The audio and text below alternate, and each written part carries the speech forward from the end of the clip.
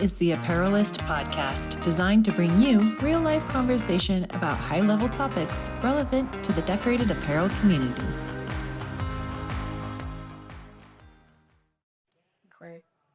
You looked like you were not ready. You were like...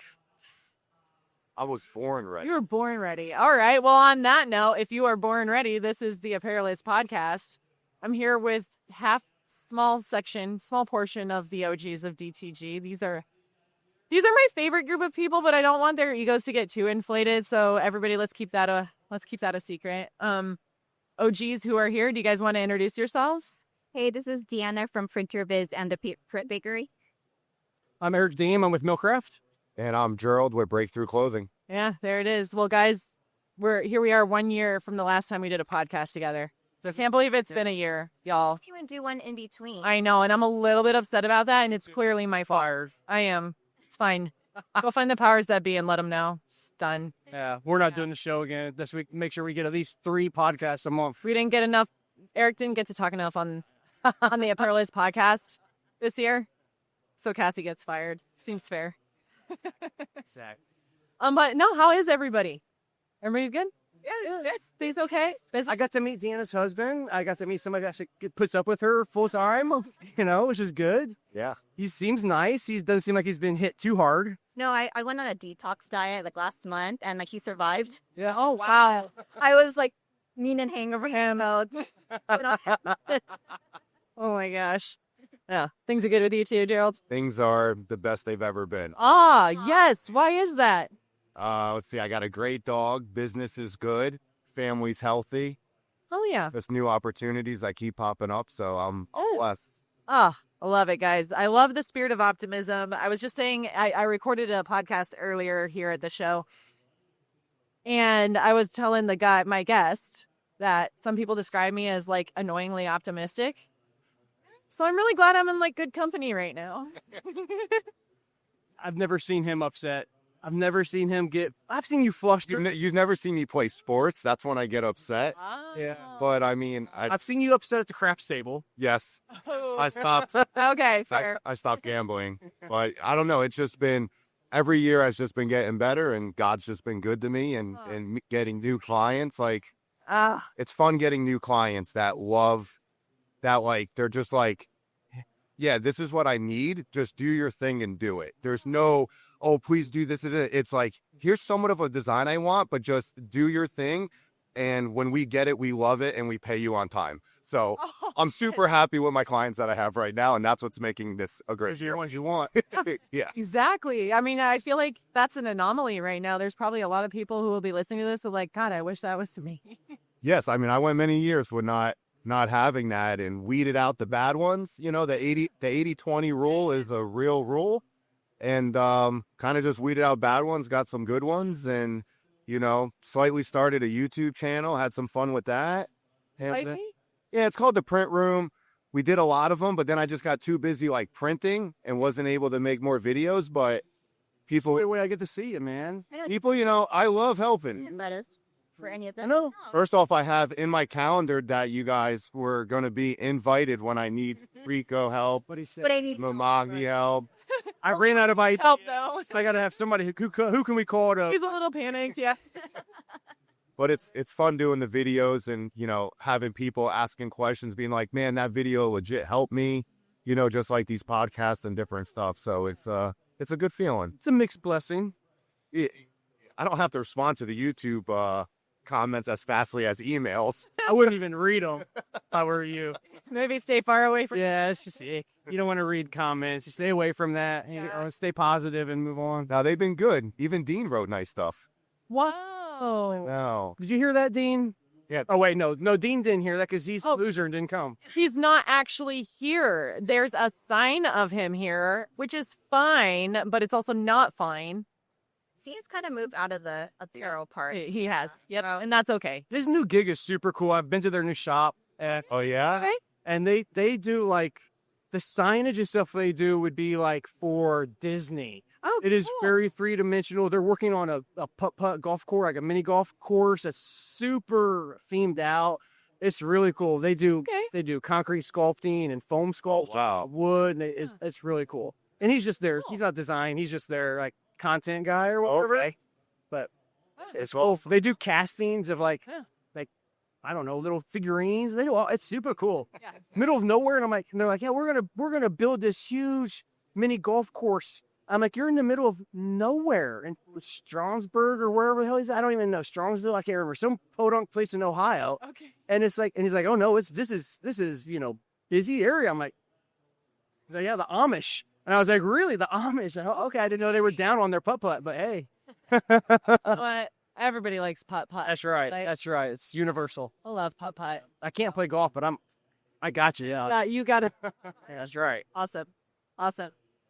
I really kind of wanted to talk to you guys a little bit this episode about, what are the biggest impacts on the industry? Because we're all talking about it, and we're probably all going to say the same thing, but I'm really curious to hear your perspective because you guys have always been very honest with all of us on this show. You've always shared really great feedback. So, Deanna, let's start with you. What has been kind of a big industry game changer this year? What have you kind of seen that's had big impact?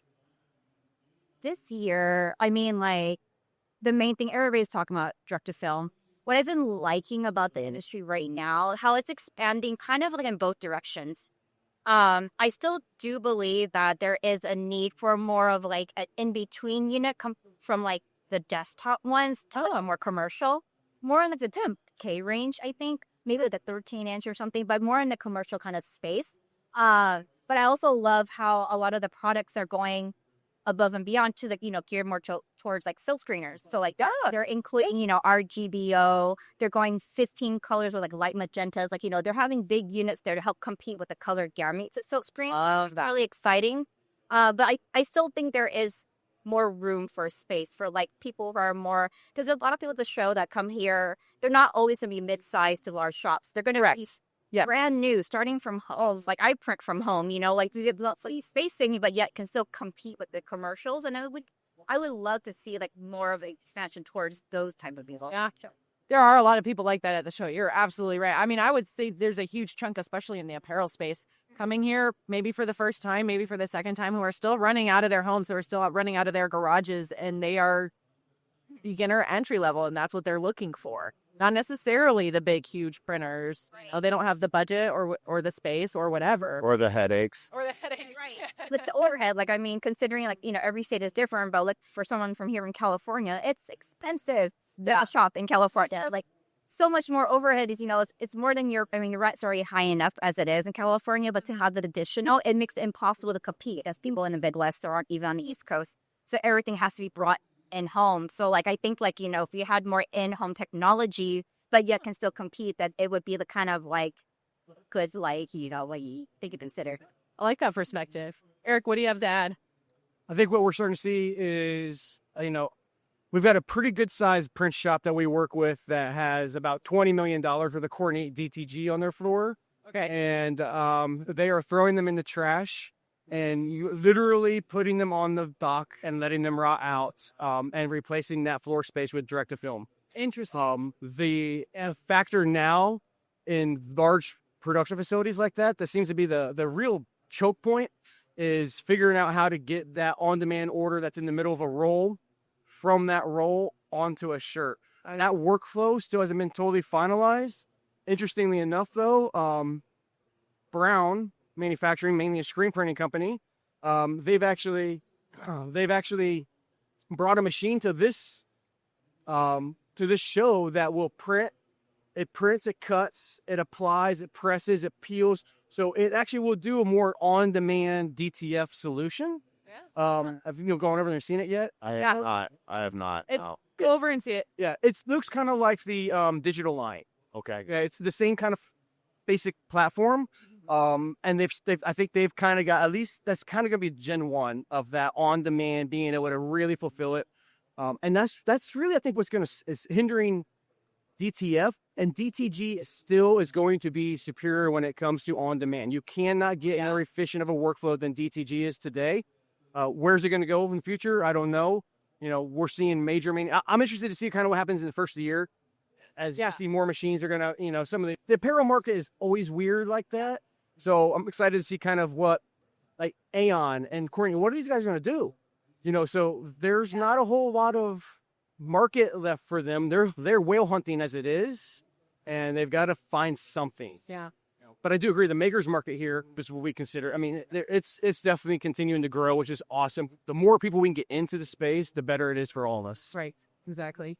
What do you think, Gerald? I mean, I'm right in line with both Deanna and Eric. I love seeing like the small people. That's how I started, like out of my bedroom, and like if I had my own house at that time, like it would have been out of my garage, and then I got a write off of my mortgage. There's nothing wrong with doing business out of your home. Like you could save a lot. And then, the big maker space. I'm surprised to hear that because I've heard a lot of big shops stop their DTF to go to DTG because of the, hand feel and the quality. And some places like, we can get away with it on like sweaters and hoodies, but not the t-shirts, and go back to the DTG. And that's the reason why. Are we allowed to name company names? Go ahead and name them. If I have to take that, I'll take So like M&R has the Polaris, and they came out with the S4S. So it's a dot for dot pre-treat. So you never have to worry about staining in the box. Right. So a lot of people that had that machine, they bought that right away because they're like, this just solves so many of our issues, and we can just do that run of on demand so easy with scan the barcode, and they're just running their Polarises like crazy now. So we're seeing that, and I'm seeing a lot of really big name brands like Nike and stuff like that. Just like, we're going on demand with so many things. And it's like, people are like, you hear some people go, DTG's dead and it's DTF, but it's like, it's still like on demand. It's still like so big and out there. And, the direct-to-film, once again, like I said in last year's podcast, it's cool, but I just can't get around the hand feel. But with that being said, I do know of some stuff that's coming out that is powderless. That is going to be a powderless DTF. That's the future. That's really. But it's. We're going to ask about the powderless DTF. I mean, I think it's we're starting to see it kind of roll out already. I mean, they're doing it in China. Yeah. As I've saw. I mean, I was on another a European podcast, WTIN.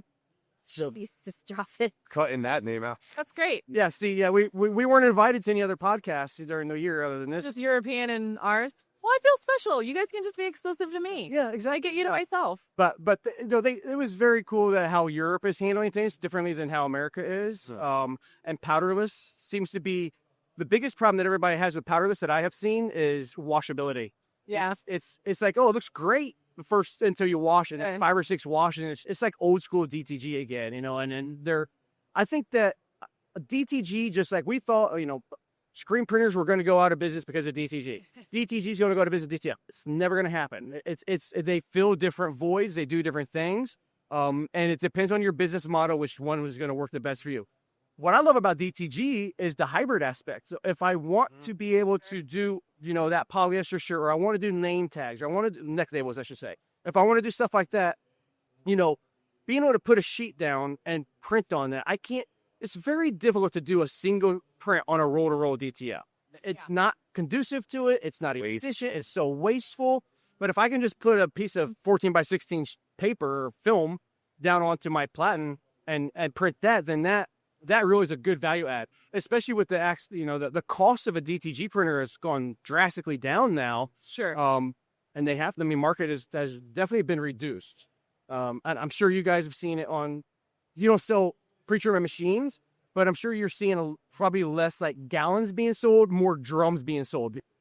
Yeah, we do. We've seen the gallons go down, the drums stay like the same, but then like that DTF side, picked up. Like we know that like, okay, we're doing instead of full DTG because we couldn't figure out how to do every shirt color, we're going to do half DTG and half DTF now. So it's like we bought less pre-treat, but now we're buying some film, we're buying some powder. So the total amount is still the same. It's just now you're using your tools. Like I've always said, like I'm not since I got into DTG, I'd buy ink from DuPont and pre-treat from here, and then I'd have 3 different pre-treats because I'm like, if this is the only one that works on neon colors, I'll use that only one on neon colors. Right. That was me. I wasn't looking for a one for all. I was looking what's best on what I'm doing.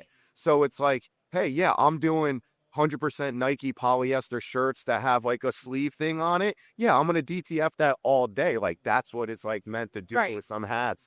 So yeah, it's the overall market is still increasing. It's just, the amount of share space is like slightly changing between pre-treat film and stuff, which You walk the show and there's no detail. I mean, there is, but it's not, like, 10 years ago, we'd walk the show and it's DTG, DTG, DTG, DTG. Right. And now it's DTF, DTF, DTF, DTF. Right. And I think that the flexibility, I think people get, the key for people when they're looking in this technology, especially when they're new, they see that DTG's limitations and they see what DTF limitations are, and they got to decide which ones they want to live with. yeah. Because they both do different things, and the hand is a huge thing. It's getting better and better, though. I mean, it's way better than it was 2 years ago. Yeah. I feel like people are starting to learn how to design for it too. Yeah, so all the half toning and everything. Realizing how you have to design Right. for a DTF So it's print not- very differently than you do. If you're a silly screener, it's easy for you to be able to do the lateral change too. So because you're already half toning. I mean, with the exception of having this color separate. So in the graphics aspect, that's a pretty easy change. But like with everything else, like DTG is still the only one that can do feathered edges. Yeah. But what I have noticed in the DTG space is that larger companies are, dropping more money and engineering into the larger printers for fulfillment. Because for the PLZ, like Aeon is, they're doing what on what now. Corning's always has been doing, and there's other companies that's, focused, like you said, on like the larger fulfillment, which is great for the industry, not so good for the smaller fish because we can't compete with their pricing. Like I had a scenario that a friend of mine, they wanted to buy a 600 piece order for DDG. They asked me if I could do it in 2 weeks. I'm like, me? No. But I'm like, if you wanted to do it direct to film, I can do that in that time. But for DTG, there's no way I can't do it. It's just being one, I have this smaller class printer. And but they were adamant. They're like, we don't want the feel of DTF. We got DTG. Right. But they found someone in LA who would do it for like $8 a pop. And I was like, yeah, I can't do that. So I mean, it's great to see that the space is moving in that direction for PLD. But it's just I don't see much improvements for like our class printers for like the GTX or like the X2s, etc., or the Epsons, F22. Like I would say like the 3070 is like a little bit more higher. I would say like a more larger format, but like there isn't really much improvement within that space. Yeah. I think they're getting better with the inks. I think they're getting better with just the machines being able to have downtime better. They're not having to it's just washability is better. The chemistry is getting better and better, but there's at least the industry, the manufacturers haven't stopped at trying to improve on the technology. Right. They've not given up on it. Even though a lot of decorators have given up on the technology, the manufacturers have not. Right. Because they know that it still is a void that has to be filled with it. You can't, again, back to like what she was saying, you can't do the feathering off the transparency phase without DTG. You're not going to be able to utilize this shirt as well. It's just not going to happen. Right. But some art doesn't matter. I mean, if I'm doing a hoodie, I don't want a DTG hoodies. No. I want to DTF them. I don't want to DTG sleeves. I want to DTF them. Yeah. Being able to do names and numbers on baseball jerseys and stuff, it's just so much more efficient. And a lot of people that are like old schoolers like us in the DTG world, we are kind of like the old school screen printers 20 years ago that were yelling at us about F DTG, I'm never getting into it. And then, now they've all come around. And most of them have some form of digital on the floor. Figure out how to make it work together. Exactly. Right. I think any one shop that decides that they're going to stick with one sole decorating technique is foolish. That is not a good way. Yes. Or you've got to have found that one small niche and that's all you're doing. Like if you're just a digitizer for embroidery or something, that's all you do. Okay. Yeah. But if you're trying to actually run a real fulfillment production shop, you've got to have options. You're not going to be able to do it. As soon as it's like, initially that was me. I only did DTG, and then I, got an embroiderer, got a screen printer and stuff like that. But it comes down to it's like, hey, I need these shirts and they need to be screen printed. Well, I can't do that. And then they go to somewhere else, and then you would just lost that client forever because that other person is able to do everything. Yeah. So it's like if you want to stick with just one thing and, do your thing, like that's fine. Like some people are like, hey, I just want to do this a little bit a week and make this and I'm happy. I don't necessarily want to grow, which is totally fine. But the people that want to be an entrepreneur and want to grow, you gotta have different pieces of that puzzle to really expand. And you don't have to do everything yourself. Find a good outsourcer. Like for me, I do a little bit of screen printing, but 95% of it goes to 2 people I have that I know there's never a mess up. And if there is, they take accountability for it. So I never have to worry about it. Do they come back to you for digital? Yes. Exactly. That's the key. The partner. We got to have those partnerships. Yeah. Our industry is too small to not build those relationships. Mm-hmm. Right. If you fight the competition in your shop or in your area that maybe they don't do, well, I don't screen print, they screen print, I don't want to send them my customers.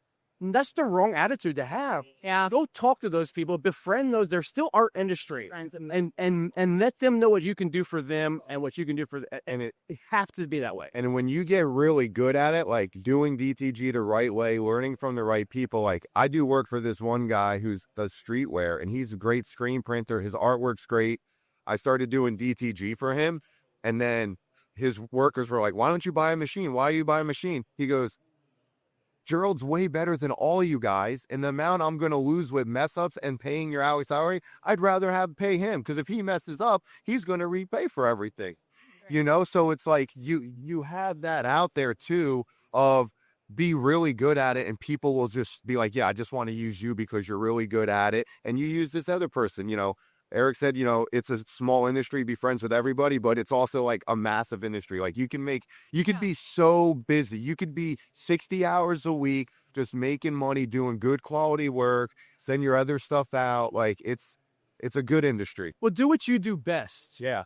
You know, don't try to do everything. Right. You find what you do in your shop and your staff works best with, and utilize that, and then find the people who are as good of tradespeople as you are in their given area of decorating and use them.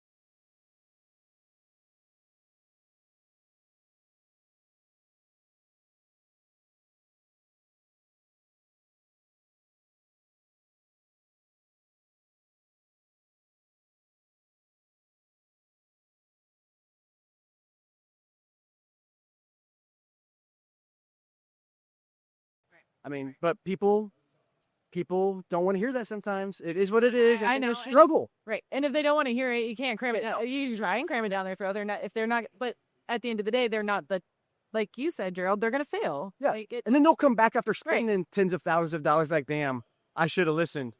You know, how much money have we spent in R&D just trying to get to the point to where we can go, any three of us can walk up to any DTG printer and we're going to get high quality prints off of that because we understand what's If I don't get it on the first try, my second print guarantee will be passable. Yeah. You know. Yeah. And that came with tenure, man. Right. That's millions of prints and thousands of dollars I spent thousands when I had no money and did it out of my bedroom. I spent thousands on t-shirts to figure out my settings before I sold the thing. I had people going, "Hey, will you print for me? Print for me." I'm like, "No, I want to get all my stuff settled in so I don't have an issue when I print 100 shirts." And I didn't have the money, but when you start a business, you have to invest in yourself. Invest some money to make money. Unfortunately, there's no business that you can get in and spend zero time and zero money and just bring in money. Yeah. You know, so It's not just sorry to say that, everybody. It's true. I remember when me and my dad started printing, in fact, in like 06, we bought the T-Jet, and like back then, there was no Zoom trainings. There's none other than traveling to the there wasn't any YouTube back then, really. nothing. No. So my dad was too cheap to send me to Arizona. So they sent us like a video of pre-made one. It didn't teach me anything. I think I kept falling asleep watching it. It took us a month to even figure out how to use Fast Artist so that we can get the white underbase to not be a white block. Like it took when we had like orders come. We worked with this with Disney Vintage back then, and they were giving us orders, and we were like, we can't even get these done, you know. So like, right. From our mistakes, I tell people now, I'm like, please don't take any orders until you feel confident with your printer, or else you're just going to be giving out crap, or you're just going to be overwhelming yourself, making yourself panic, and it's not going to be fun anymore. You know, so you want to make sure that you're stress free and like, you know, feel like you feel good before you send things out, because you don't want things get coming back to you later either. Yeah, get the mess ups out of the way. Like, don't be afraid to like mess up testing. Like, try different stuff and be like, okay, this definitely doesn't work. You know, don't do this. Don't ever put the setting on 100% or something. Like, get the mess ups out before. It'll be honestly so much better. Spend a week just messing up, and then it's out of the way. And that goes back to like when somebody wants to add a new color to their catalog. If you want to print on Kelly Green, you need to bring in a Kelly Green from Gildan Fruit, Hanes, Right. and do all the testing because they're going to act different. And then you find that the Fruit 3932 Kelly Green works better than the other. So, and then stick with it. And people have a hard time with that. They don't want to put in the effort. So like, I get phone calls. So I've got this shirt from blah, blah, blah, this color. What settings do I use? I'm not an encyclopedia. I can give you a baseline, but it doesn't work. I mean, everybody's environment works differently. Even if you have your setting dialed in, Eric, at your shop, my shop, I'm going to have probably a different setting because my humidity is different. My temperature setting is my machine exactly the same. Is my print settings exactly the same? What conveyor oven, heat press, like. There is no easy button. No. This is a skilled trade still. Thank you. I had this discussion with the guy I was doing the podcast with before. He's like, I'm tired of being treated like some hippie who's just like being crafty out of my basement. Like, this is a trade. It's a skilled labor that takes years to hone. Oh my gosh. People don't want to hear that. They walk around the show and they're like, well, who will lie to me and tell me that I don't have to learn? I mean, Which a lot of people will say, just hit this button and the shirt prints, and then they get the machine and go, wait, what's pre-treat? What? Well, that's because the salesperson wasn't told by the marketing department what to say because they're not crimpy. And I mean, That's not true. They disregard what marketing says all the time. Sales will say what they want to say. so they will. Not necessarily, like, you know, other people will. I mean, even in the film business where you don't have the pre-treatment, where I don't have to have all the different profiles. Essentially, it's much more of a one size, and that's not a good, I don't want to say that, but it's much more so of a one size fits all when it comes to how the printing processes work. It's still going to take you a roll of film to figure it out. Yeah. It's still going to take you are not going, I mean, when I've installed machines and talked to commercial printers, big commercial printers that have $20 million worth of Heidelbergs on their floor, I'm a big time printer, I don't need to learn this. They have no clue. It's like we still have to spend a few days going through. I want to make sure when we leave that you can hit the ground running. The worst thing you can do, like Jero's, like, oh, I've already got orders pending. When can you be here? You've never printed a t-shirt before in your life, and now you've got ordered. Well, I've ran the heat press. Woo! Yeah. You know, that's nothing. You're not printing. You're not a printer. You're a heat presser. You know, so, and it's a lot. And I think that it discourages people sometimes when they hear that. They don't want to hear that. Then they go and they go to another vendor and they say that's not the case. And then they end up calling later and be like, shit, I should have listened because it was the case, you know? And that's what's like about this group. Like, we're really transparent. Like, Yeah. I wasn't scheduled to be in my booth to sell at Printer Biz. I came here just for Cassie and Apparelist. But you can come to see us. and to you guys too, hey? Okay, thank you. And then, but I was standing in front of the printer because I was just waiting around, and like people started coming to see the X2 because more people are looking at the DTI printer, but we still have like our DTG printer. And so they started asking, they're like, "Oh yeah, I like the size. You know, this is the perfect price point, etc." I'm like, I tell them what the normal operation is, but I'm like, before anything though, I just have to you have to pre-treat the shirt for whiting.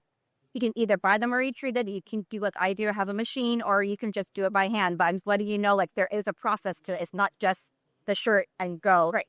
That's like, I can't be like those kind of people and just, disregard it and let the tech people, which just ends up being me later. I like the tech people. Yeah. Or like, I get the training and they're like, what's pre-treating? And I'm like, no. Or what's the graphic? And I'm like, double no. So What is CMYK? Oh, if they say that, do you just be like, "Clint, this I think here. Yeah. I asked her what Cyan." is black. Because K is key. That's what K stands for, is key. I can't find my black. It's the K. Black is not. Black is the combination of CMY and key together creates rich black versus true black. So you have the combination. So 100% key versus a blend will give you two different, like 100% key or 100% black. Yeah. Black. I'm air quoting. That will give you like a charcoal print. Yeah, I know that. Like, I know, like, I need processed black to get that good true black. But then I always question like why black was like K. Yeah. But Eric, see, look, I've been in this for 13 years, and I just learned something new. You always gotta learn and have your ears open. I just use it because it was the last letter of black and it was because there's Z. Yeah, right. So, But that's cyan. before there was even color inks, has been called. This is back to the typesetting knowledge. Back to typesetting is when that all started. Oh, thanks for coming to Eric's Ink TED Talk. But it was good. No, there were probably a lot of people listening who Dude, probably didn't know. 95% of the people don't know that. No. Yeah, true. There's kind of long graphics. They're like, I'm using 100% of K and it's not black enough. I'm like, you have to use rich black. It has to be a mixture. It's like, So make it RGB and get out of the CMYK gamut, make it RGB. Yeah. 000 255, and now all of a sudden you're at the black we need to be at. I mean, we should be designing an RGB for our space anyway. Yep. It's So there's a made tip. it so counterintuitive. People have a really hard time with that. What do you mean I got to design an RGB? Just trust me. Your display's RGB. Let's design an RGB so our colors at least look better than they should with the profiling. You know, like I'm going to try to get G7 certified next. That's the next big thing for me. I love that. Is because I think that we're going to see. I think we're going to start seeing spectrometers getting onto the higher end DTF printers. right. As you're printing with DTF, everything is upside down.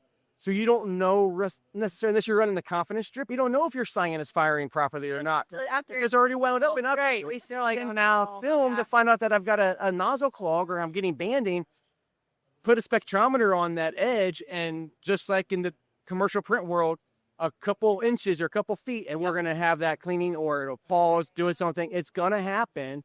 The acceleration of DTF compared to DTG is astronomically faster. DTG set the tone, and then DTF took what we built and ran with it. Right. And have been able to do it much faster than what DTG has been able to do in the same time frame, in my opinion. I mean, we've all been in this essentially since day one. I mean, Gerald, you've been in probably a little bit longer than Gerald and I. Gerald and I both got into it probably like 2011, 12, something like that. How about the when I met you guys on the forums? Yeah. So, I mean, I've been in 06. Yeah. I've been in the decorating space for 25 years, but in this realm, it's different, you know. But it's cool because, you know, what's nice about I don't want to stay on the film aspect, but when the film aspect is that we sell a lot of wide format UV, dye sub, solvent, you know, printers, and people see a 40-inch wide Epson, or they see a Mamaki, or they see a Roland, insert brand here, and they can correlate to it right away. Oh, I print posters. Is it just like my poster printer? I mean, kind of. I mean, it's a print head, you know, it's a piezo, so it's the same principles are at play, but I think they feel more confident. There's a comfort level with that automatically than it is to some of the other stuff. I mean, Sometimes they're the toughest people to deal with, though, because they are so advanced in their knowledge in a specific type of like genre or like printer. When they go into the other one, they question everything. And I'm like, even as like a DTG, when you have different printers, you kind of have the principles are all the same, but you have to forget everything you knew from the other because it does not matter anymore. You have to, you know, look forward and consider what you're working with right now, not what you were working with in the past. And like forget that. The hardest ones for that to me are the commercial printers that are big commercial printers that have a lot of, they're doing, you know, tons and tons, literal tons of paper a day. And they're like, I've been printing for 40 years. I run a bindery department. I've got a perfect binder here. Da, da, da, da. You've not printed on red cotton before. Right, you come into this. Come step into our world, and now you're a tradesman. You're running a KM tray 5. It's got 11 by 17 in it. I need 3,000 of them. That's not making you a printer in my world. I mean, yes, you are, but don't come to the conclusion that you don't need to know the expertise that we bring to the table to be successful in this space. Right. It's a totally different animal printing on textiles than it is printing on paper. And it's very hard to get some, and it's usually we get ignored during training. Phones are ringing. I got it. And then before I get home, the phone's ringing. What did you tell me about that again? Or what shirt should I use? Or what? And it's like it's tough. I love it going to the big shops to do like the consulting. You get everything dialed in. A month later, man, we're having this issue. We're getting this staining. This is burning. Man, I don't know why. All right, I'm going to come back down. I go, hey, why is your heat press on 400? Why is the conveyor 550? We want to make it. The one person operating, the one shirt didn't work, so he changed the setting for every t-shirt that goes through there. And it's like, hey, if the charcoal doesn't work, that doesn't mean change it for pink, purple, green, white, blue, orange. Yeah.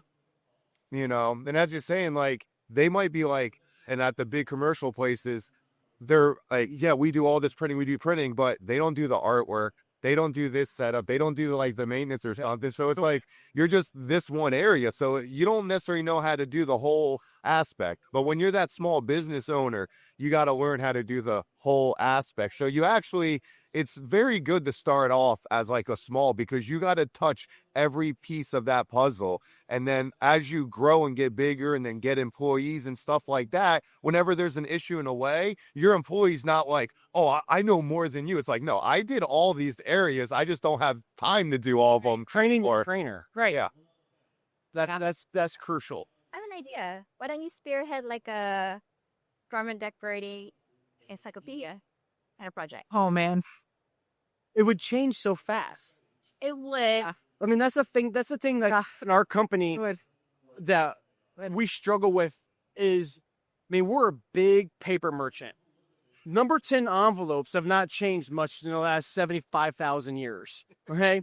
But we have 4 printers in our booth that I've never touched before. Brand new. We've never seen them. The show debuted. We debuted them here and never touched them.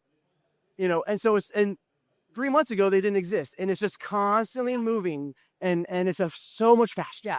Yeah. There could be something there, because there's definitely some tried and true things like defining CMYK or like doing certain things like that. So, right. Knowing that K stands for key.